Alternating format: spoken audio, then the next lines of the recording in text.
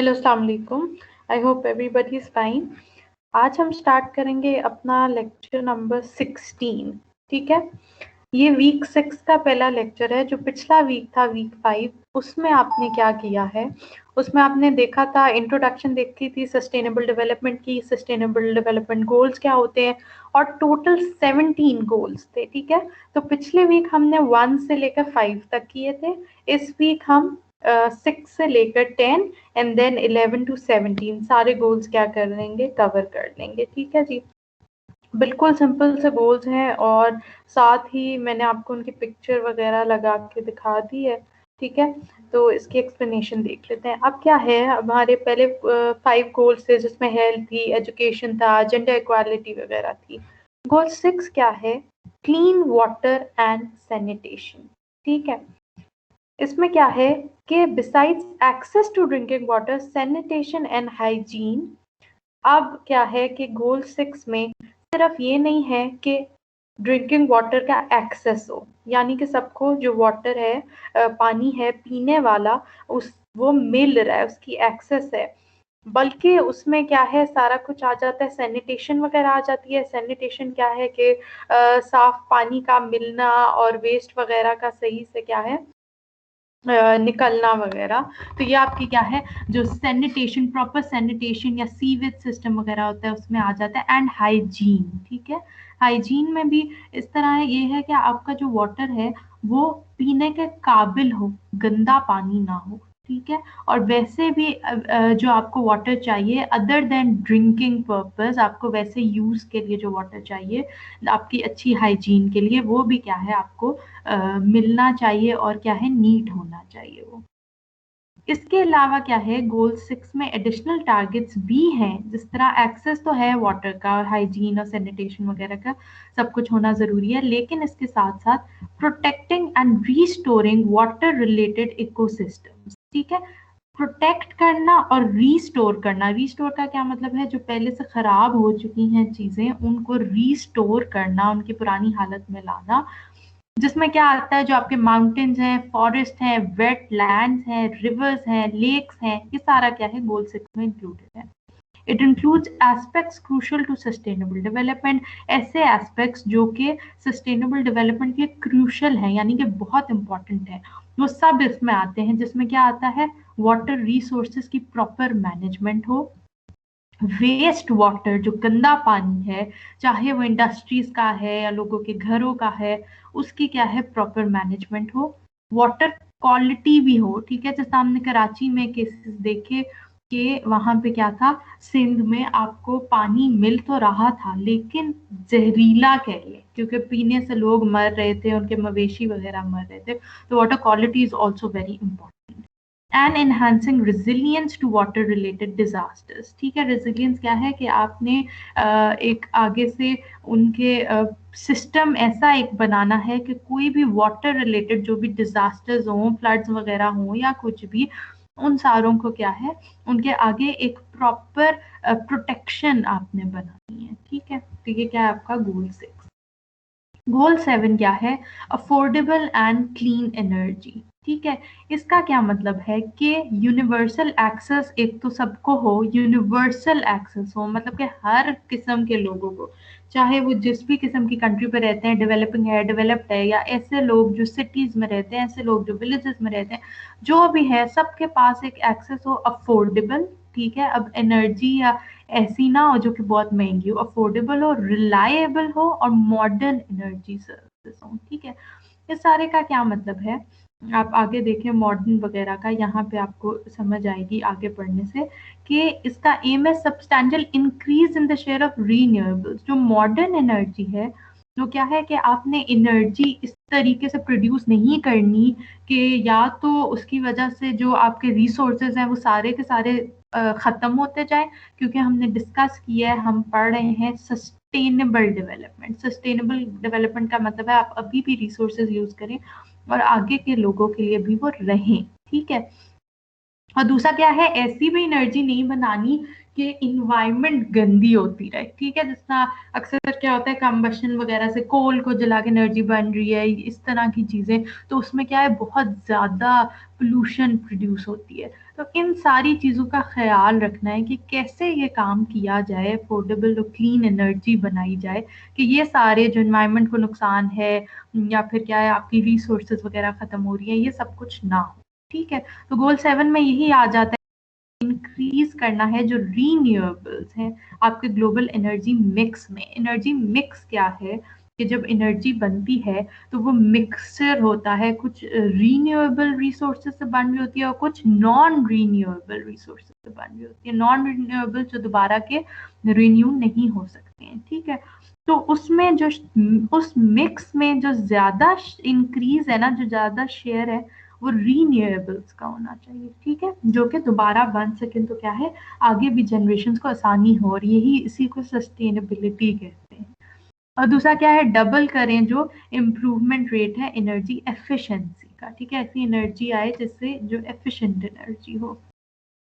एक और टारगेट क्या है, प्रमोट करना रिसर्च वगैरह को, क्योंकि आपको अभी तक नहीं पता कि जी कौन सी एनर्जी एफिशिएंट है या रीन्यूएबल एनर्जी कैसे बनेगी, तो उसके लिए रिसर्च बहुत इंपॉर्टेंट है, और इन्वेस्टमेंट भी बहुत इंपॉर्टेंट है ऐसी टेक्नोलॉजीज में, ऐसे इंफ्रास्ट्रक्चर में, ठीक है। इन्वेस्टमेंट क्या होता है, पैसे लगाना। जब आप पैसे लगाएंगे और रिसर्च में चाहे लगाएं, चाहे और इंफ्रास्ट्रक्चर को इम्प्रूव करने में, टेक्नोलॉजी को इम्प्रूव करने के लिए, एनर्जी रिलेटेड, तो क्या है, वो आपका फायदेमंद होगी, उससे आपकी सस्टेनेबल डेवलपमेंट होगी, और ये क्या है, आपका गोल 7 है।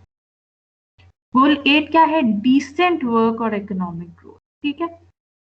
इसमें क्या आता है कि एक तो आपकी इकोनॉमिक ग्रोथ हो, इकोनॉमिक प्रोडक्टिविटी भी अच्छी हो। प्रोडक्टिविटी क्या होता है, कि जो प्रोडक्शन है वो अच्छे रेट पे हो रही है, तो आपकी प्रोडक्टिविटी हो, और डिसेंट जॉब्स हो। डिसेंट जॉब्स का मतलब मैं पहले भी आपको बताया था एक जगह, कि ऐसा नहीं है कि एक अच्छा खासा पढ़ा लिखा बंदा कोई ऐसी जॉब उसको मिले, ठीक है, वो करना चाहे तो जरूर करे, इसमें कोई बुराई नहीं है किसी भी जॉब में, लेकिन ऐसा नहीं है कि उसको जबरदस्ती मजबूरन कोई जॉब करनी पड़े, ठीक है। कोई अपने जो उसकी एजुकेशन है उससे कहीं नीचे दर्जे की कोई जॉब करनी पड़े, ठीक है। तो डिसेंट जॉब क्या है, कि जो जो कुछ पढ़ रहा है वो उसी तरह उसको यूटिलाइज भी कर रहा है, जिसके पास जो स्किल है वो उसी तरह की उसको जॉब मिले।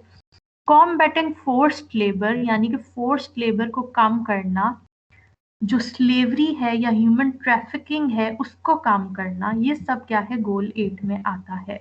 फोर्स्ड लेबर क्या है, जबरदस्ती का जो लेबर होता है, चाइल्ड लेबर वगैरह है, ठीक है, स्लेवरी है। ह्यूमन ट्रैफिकिंग क्या होता है, जबरदस्ती का क्या है, लोगों को इधर उधर करके गलत कामों में उनको मुलविस करना। तो ये सब कुछ क्या है, खत्म होना चाहिए, डिसेंट वर्क होना चाहिए, उसके जरिए इकोनॉमिक ग्रोथ होनी चाहिए। सस्टेनेबल जो आपकी इकोनॉमिक ग्रोथ है वो ऐसी ना हो जो कि इन्वायरमेंट को नुकसान पहुंचाए, ठीक है, डेट्रीमेंट ऑफ द इन्वायरमेंट, बल्कि गोल 8 क्या चाहता है, कि इम्प्रूव ग्लोबल रिसोर्स एफिशिएंसी हो, चाहे कंजम्पशन है या प्रोडक्शन है, यानी कि आपको अभी आपने देखा जो आपकी रिसोर्सेज हैं वो एफिशिएंटली यूज हो, और डीकपलिंग हो economic growth from environmental degradation की। डीकपलिंग का क्या मतलब है, कि इन दोनों को, ऐसा नहीं है कि अगर आप ग्रोथ बढ़ा रहे हैं, प्रोडक्शन बढ़ा रहे हैं, तो आपकी इन्वायरमेंट की डिग्रेडेशन हो रही है, यानी इन्वायरमेंट तबाह होती जा रही है। देखो, अगर आप ग्रोथ किसी भी चीज़ की, सपोज आपको लकड़ी वगैरह चाहिए, आपने कोई फर्नीचर और चीज़ें बनानी है, ठीक है, पेपर वगैरह बनाना है, तो उसकी वजह से आप इन्वायरमेंट को तबाह करते जाए, नहीं। इकोनॉमिक ग्रोथ को ऐसा रखना है कि इन्वायरमेंट भी और आपकी ग्रोथ प्रोडक्शन भी चलती रहे, ठीक है जी। अच्छा, इसमें और भी एग्जांपल्स इंक्लूड हो सकती हैं, आप प्लीज़ ज़रूर शेयर करें अगर आपको पता है तो, या आगे जो आपका एग्ज़ाम होगा, आपके क्विज होंगे, उसमें आप ज़रूर क्या है उसको ऐड कर सकते हैं, ठीक है। गोल 9 क्या है, इंडस्ट्री इनोवेशन एंड इंफ्रास्ट्रक्चर। इसमें क्या आता है कि आपकी इंक्रीज्ड रिसोर्स यूज एफिशिएंसी हो, ठीक है, और आप क्या करें, रिसोर्सेज तो आप एफिशिएंटली यूज कर रहे हैं, साथ ही साथ आपकी क्लीन और ऐसी टेक्नोलॉजी हो जो कि इन्वायरमेंटली साउंड हो, यानी कि इन्वायरमेंट के लिए वो तबाहकुन ना हो, क्लीन हो, ठीक है। इंफ्रास्ट्रक्चर आपने बनाना है, आपने अपनी इंडस्ट्रीज को सस्टेनेबल बनाना है। सस्टेनेबल का यही मतलब है कि आप रिसोर्सेज भी यूज करें और उनको ऐसा बनाएं कि वो अभी के लिए भी, अभी के लोगों के लिए भी और आगे के लोगों के लिए भी क्या है, अच्छे रहें। ठीक है जी।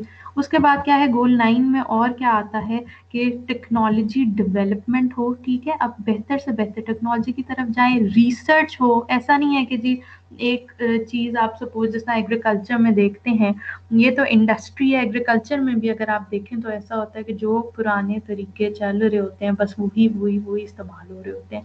ऐसा नहीं होना चाहिए, रिसर्च होनी चाहिए। तो इंडस्ट्री के लिए तो खास तौर पे अगर आप मॉडर्निज्म की तरफ आ रहे हैं तो क्या है, आपकी रिसर्च हो, इनोवेशन हो। ठीक है, नए नए तरीके हों, इनोवेटिव आइडियाज हों, स्पेशली डेवलपिंग कंट्रीज के लिए। ठीक है, वो क्या करें, स्मॉल स्केल जो भी कंपनीज हैं, स्मॉल स्केल आपकी इंडस्ट्रीज हैं और जो बाकी कंपनीज हैं उनको फाइनेंशियल सर्विसेज भी मिलनी चाहिए। ठीक है, गोल 9 में यही है कि आपकी, ताकि इंडस्ट्री, आपकी इनोवेशन, आपका इंफ्रास्ट्रक्चर तभी इम्प्रूव होगा जबकि आप क्या करेंगे, फाइनेंशियल सर्विसेज। पैसा तो चाहिए सबको, ठीक है, तो चाहे वो स्मॉल स्केल इंडस्ट्रीज हैं या बाकी कंपनीज हैं, उनके पास एक बड़ा एक्सेस होना चाहिए जहां उनको पैसा क्या है, इजीली अवेलेबल हो। ये कैसे होता है, ऑब्वियसली बैंक्स के थ्रू आप लोन्स वगैरह लेते हैं, इन्वेस्टमेंट करते हैं, तो ये सारी चीजें क्या है इसमें कवर होती हैं। अच्छा जी, इस लेक्चर के लिए जो आखिरी है वो गोल नंबर 10 है।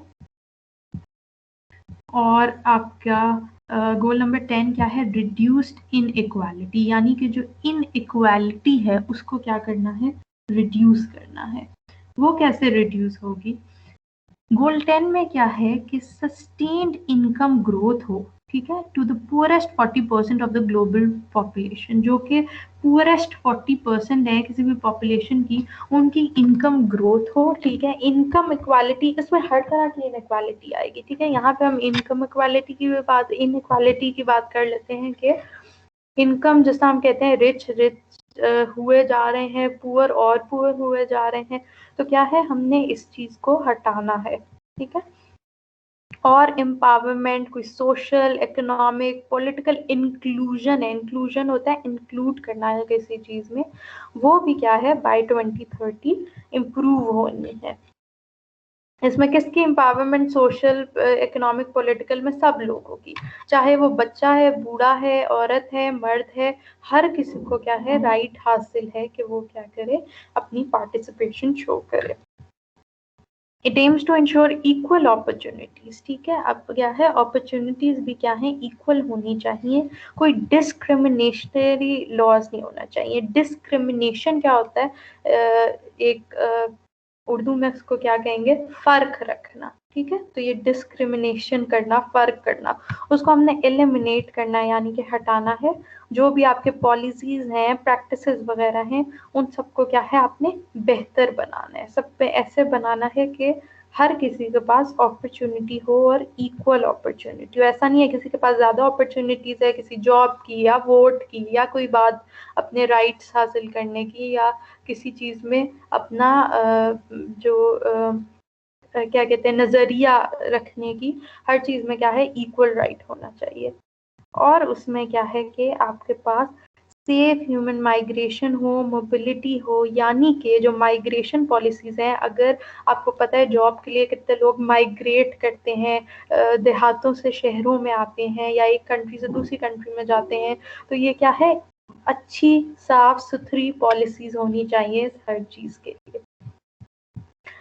इन्हांस्ड रिप्रेजेंटेशन या ग्रेटर वॉइस होनी चाहिए डेवलपिंग कंट्रीज की। किस चीज में, जो भी डिसीजन बनता है, जो इंटरनेशनल इंस्टीट्यूशंस बनाते हैं, उसमें किसी भी डेवलपिंग कंट्री की भी इक्वल राइट होना चाहिए, आवाज होनी चाहिए। ठीक है, सिर्फ ऐसा नहीं है कि जो डेवलप्ड या बड़ी बड़ी कंट्रीज है सिर्फ वो सब कुछ डिसाइड करें, नहीं, डेवलपिंग जो कंट्रीज है उनको भी उसमें क्या है, इक्वल राइट हासिल होना चाहिए। तो ये थे आपके कुछ गोल्स जो हमने इस लेक्चर में कवर किए। अब नेक्स्ट लेक्चर में हम कंप्लीट एसडीजीज क्या है, यहाँ 10 तक किए थे, अब 11 से लेकर 17, क्योंकि टोटल 17 गोल्स हैं, वो हम कवर कर लेंगे। ठीक है जी, किसी को कोई भी क्वेश्चन हो तो प्लीज़ ज़रूर पूछिएगा। थैंक यू सो मच, अल्लाह हाफिज़।